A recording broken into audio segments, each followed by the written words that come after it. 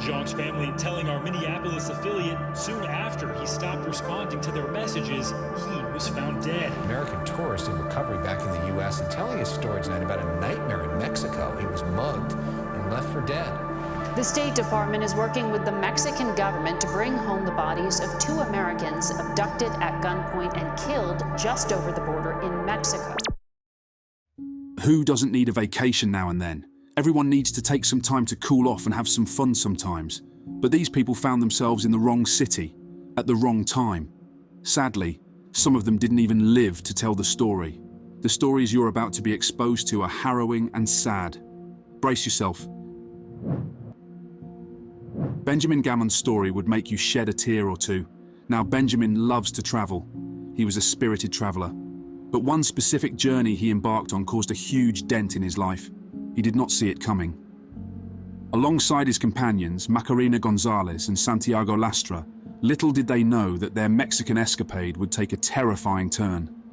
As they traveled, they met a 4th guy named Irving Martinez Flores. The trio had crossed paths with Martinez on a boat ride to Chicago. He appeared friendly, even introducing himself as a surf instructor and offering his assistance for anything they might need during their coastal stay.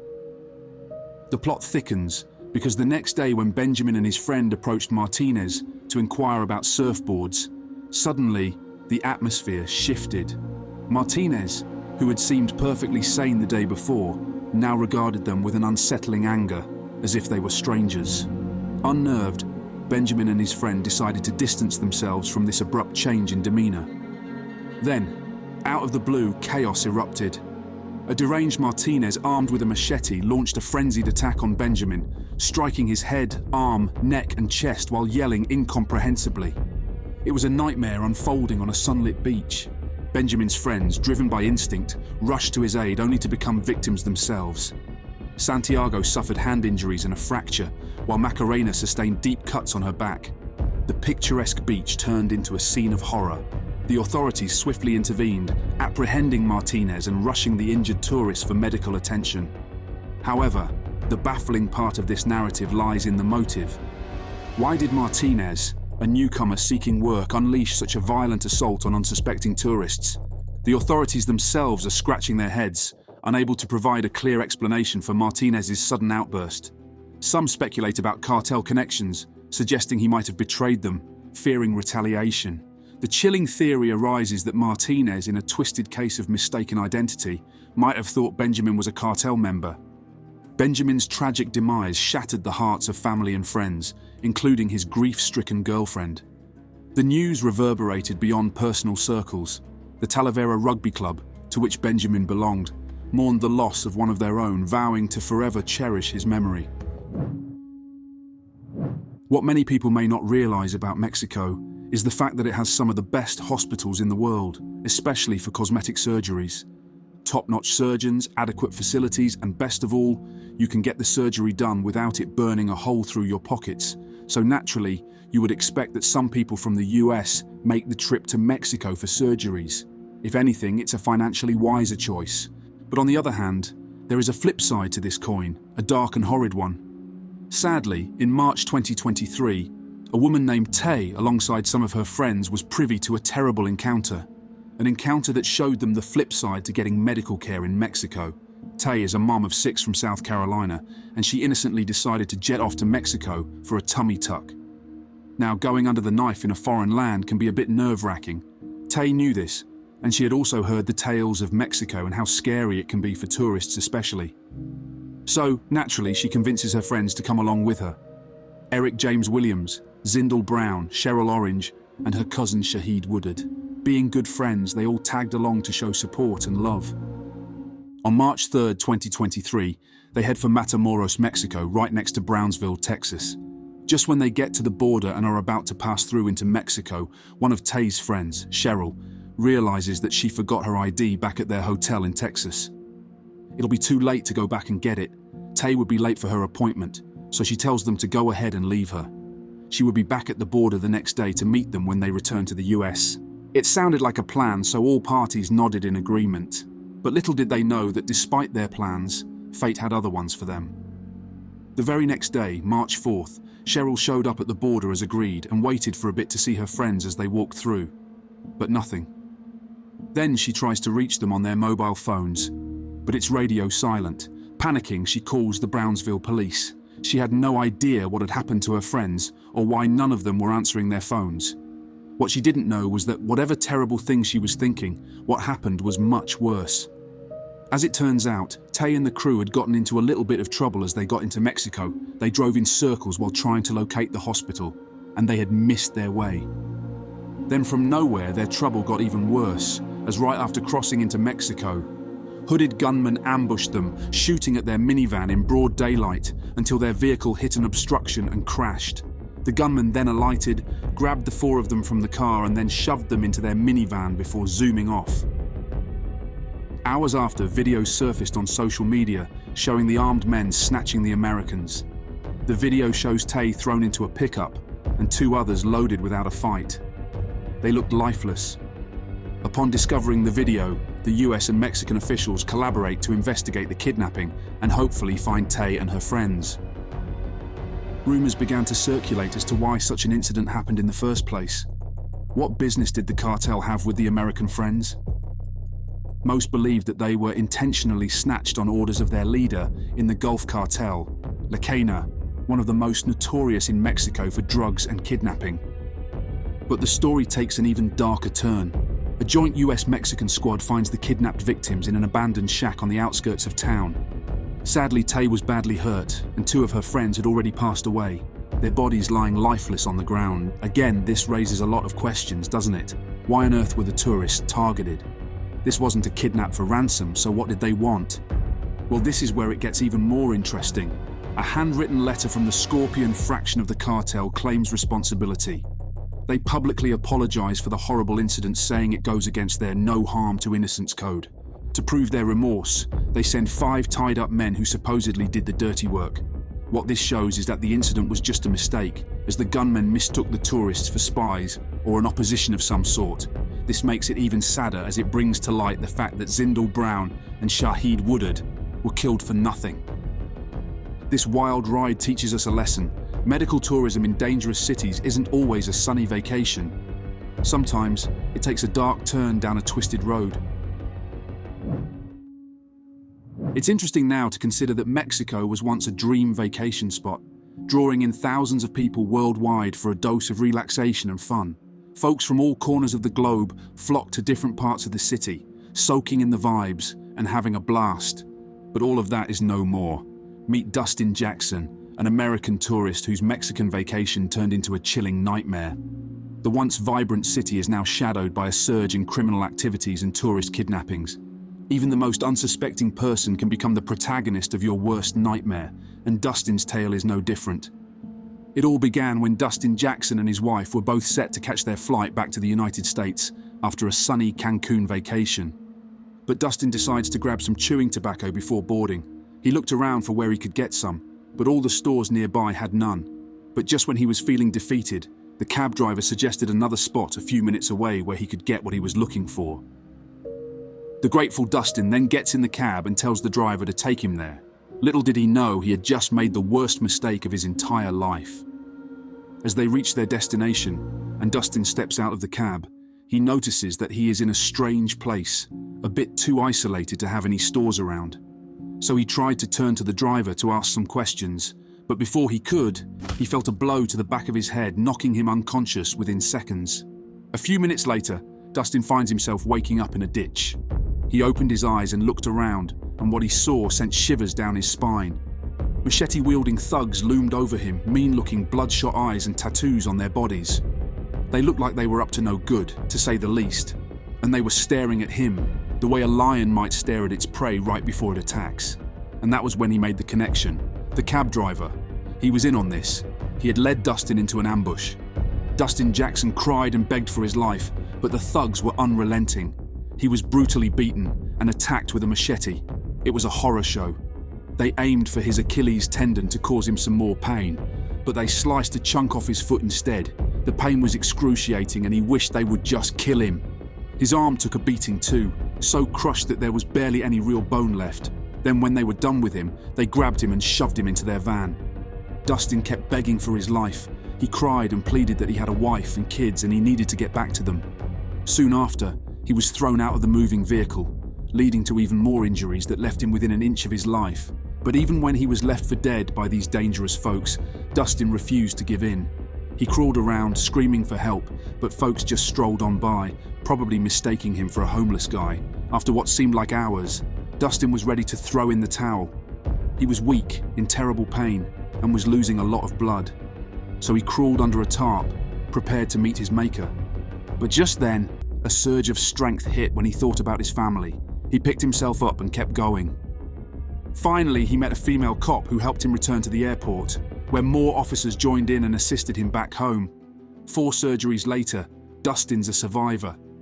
Unlike many on the tourist horror list, he reunites with his family, living to tell the jaw-dropping tale of his Mexican escapade gone wrong. It could have gone much, much worse. The Mormon community was a tight-knit community that decided to pack up their lives and head to Mexico for a fresh start. The LeBaron family, part of this close group, made the move over a decade ago. Little did they know, the warmth of their new beginning would be overshadowed by something far more sinister, the ominous shadow of La Linea, the supposed enforcers for the Juarez cartel. Around 1890, the LeBarons, being Mormon fundamentalists, took off from the United States to Mexico after a fallout with the Church of Jesus Christ of Latter-day Saints. Why? Well, they were all about continuing the polygamous lifestyle, a big no-no for both the LDS and US law. Settling in one of the most dangerous parts of northern Mexico, they kept practicing their beliefs, brushing off the illegality of polygamy with a sort of understanding from the Mexican authorities. By 1950, the Mormon community in Mexico was thriving. They turned into pecan farmers, planting apples, wheat, honey, and all sorts of goodies from their pomegranate orchards. Despite a history of violence and some alleged cult activities, things seemed to mellow out, waving goodbye to the era of polygamy and settling into a relatively peaceful life. However, peace shattered for the LeBaron family with a gruesome murder that would send shockwaves through their tight-knit community. Armed members of the cartel ambushed 3 SUVs carrying family members, leading to the tragic deaths of several, including Donna Ray Langford, her children and other relatives. It turned out this wasn't the cartel's first dance with the LeBarons. They had a history of targeting them. Fast forward to a travel blogger's tragic tale, Angeli Riot, a 25-year-old Californian with a passion for exploring the world.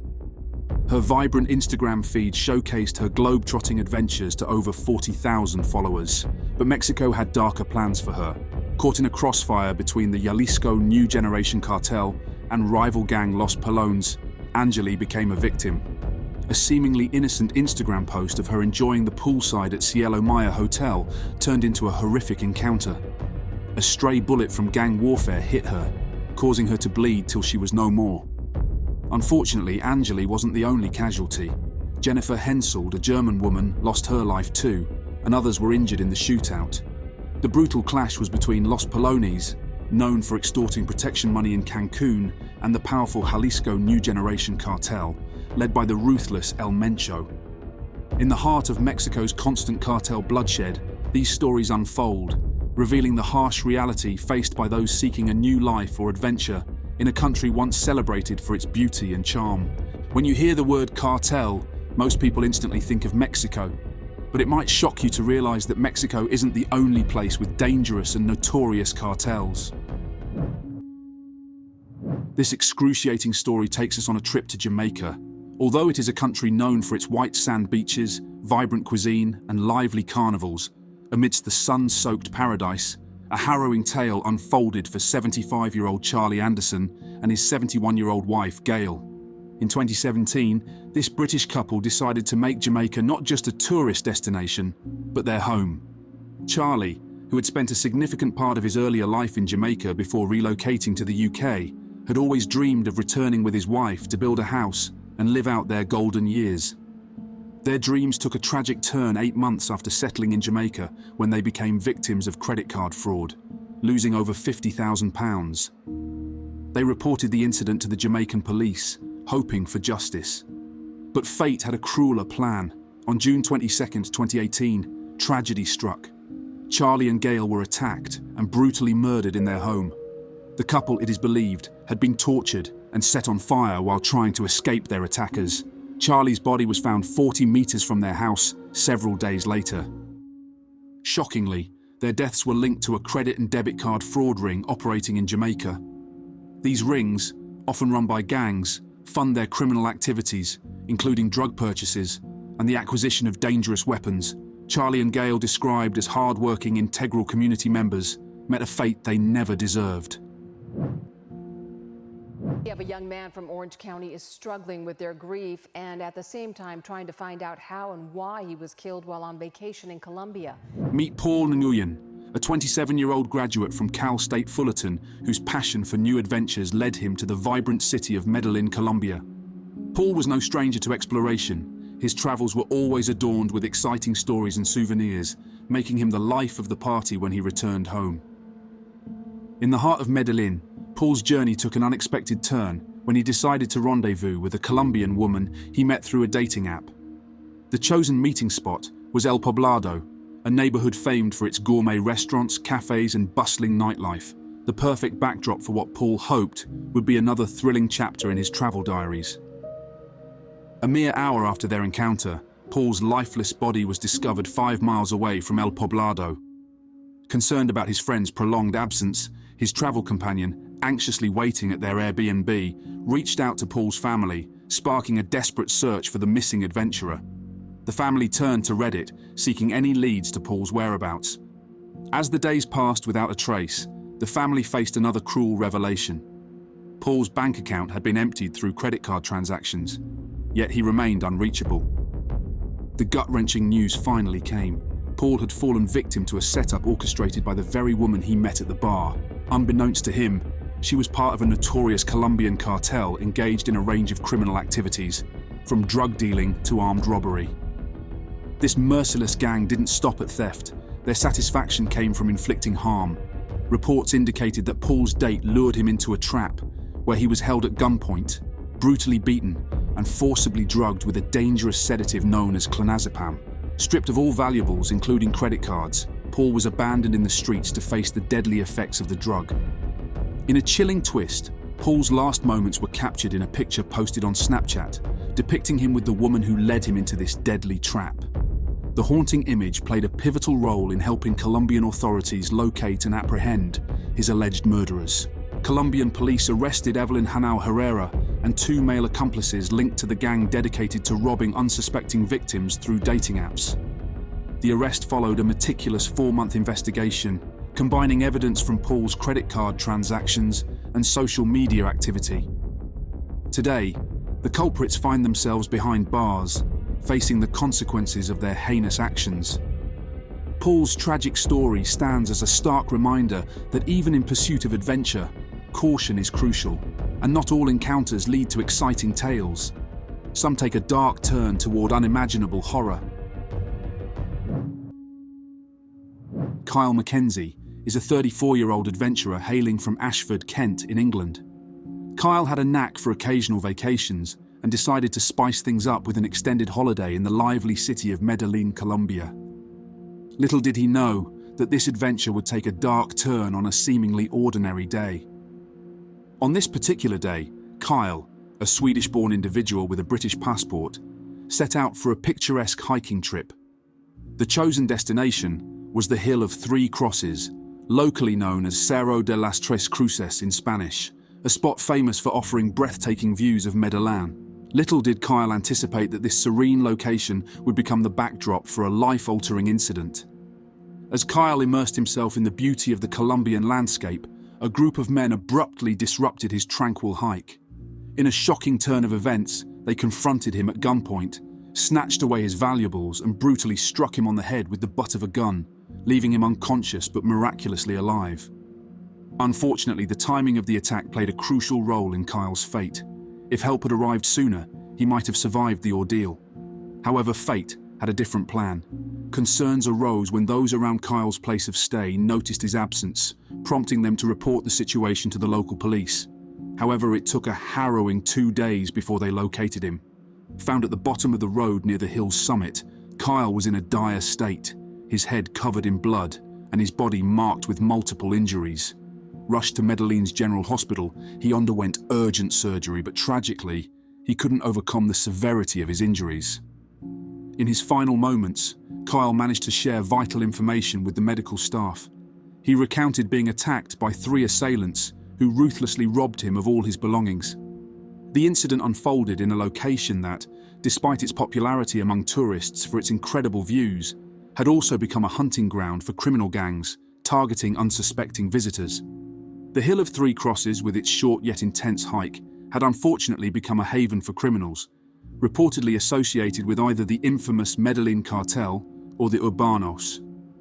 Colombian detectives claim to possess information identifying potential culprits. Still, as of now, no arrests have been made, leaving this case shrouded in mystery and the memory of Kyle McKenzie forever etched in the annals of tragic travel stories.